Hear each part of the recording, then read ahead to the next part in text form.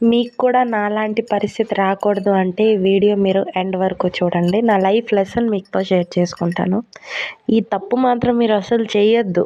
నిజంగా కష్టమే కానీ చెయ్యొద్దు. రెండు విషయాలు చెప్తాను. రెండు కష్టమే, బట్ మీరు ఇది చేయకుండా ఉండడానికి ట్రై చేయండి. మనశ్శాంతిగా ఉంటారు జీవితాంతం. ఒకటి, అప్పు చెయ్యడం వద్దండి. మనకున్న దాంట్లోనే బతుకుతాం. అప్పు అయితే చెయ్యొద్దు. అప్పే మనకి ముప్పులు తెచ్చి పెడుతుంది. రెండోది, అప్పు ఇవ్వడం. అప్పు తీసుకున్నోడు ఒక్కసారే అడుక్కుంటాడు, అప్పు ఇచ్చినోడు రోజూ అడుక్కుంటాడంట. నిజమే కదా.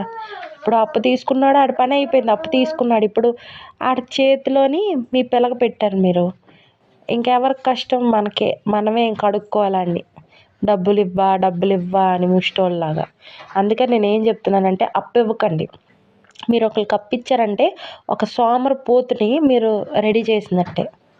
నిజంగా భూమికే భారం అలాంటోళ్ళు. డబ్బులు తీసుకొని ఇచ్చేసే వాళ్ళ గురించి నేను మాట్లాడట్లేదు. ఎవరైతే తీసుకొని ఎగ్గొట్టే రకాలు ఉంటారు కదా, వాళ్ళ గురించి చెప్తున్నాను. నాకేం భయం లేదు. అది ఎవరైనా కూడా, ఎవరికి మాటలు హర్ట్ అయినా కూడా నాకు సంబంధం లేదు. నేను పట్టించుకోను. ఎందుకంటే నిజం చెప్తున్నాను. ఇప్పుడు ఆడికి అప్పు చేయడం అలవాటు అయిపోయింది. ఇంకా ఆడు అప్పే చేస్తాడు. ఇంకెప్పుడు అప్పు తీరుస్తాడు? మీరైపోతే ఇంకోళ్ళు అయిపోతే ఇంకొకరు, అలా ఎవరో ఒకరు బుర్రలో మాపుతూనే ఉంటాడు ఆడు. నేనేం చెప్తున్నానంటే అప్పు ఇచ్చి ఒక సోమరిపోతుని మీరు రెడీ చేయకండి. ఆడికి ఏదో కష్టం వచ్చింది, హెల్త్ ఇష్యూ వచ్చింది, అదొక వేరే రకం. అంటే ఆడికి ఒంట్లో బాగాలేదో ఏదో మెడికల్ ఇష్యూ ఏదో. కానీ ఇలా ఇంట్లో కూర్చొని అప్పులు చేసుకొని చక్కగా తిని పడుకునే వాళ్ళకి మనం దాచుకొని కూడబెట్టుకున్న డబ్బులన్నీ తీసుకెళ్ళి ఆడి చేతిలో పెట్టాల్సిన అవసరం అయితే లేదు. అలా చేసే నేను ఇలా అయిపోయాను. అంటే నాకు ఇప్పుడు మనీ ఇష్యూస్ వచ్చేస్తున్నాయన్నమాట. ఎప్పుడు దయచేసి ఎవడైనా మీ దగ్గరికి వచ్చి 100 ఇవ్వు, 1000 ఇవ్వు అంటే నాకు అక్కడ రూపాయి ఉంది, నువ్వు తీసుకో, నీ దగ్గర ఉంటే ఇవ్వు, లేకపోతే లేదని దానం చేసేయండి. కానీ అడిగినంత ఆడి చేతికిచ్చి పంపించకండి. వడ్డీకి ఆశపడి అస్సలు చేయకండి. వడ్డీలకు అస్సలు ఆశపడకండి.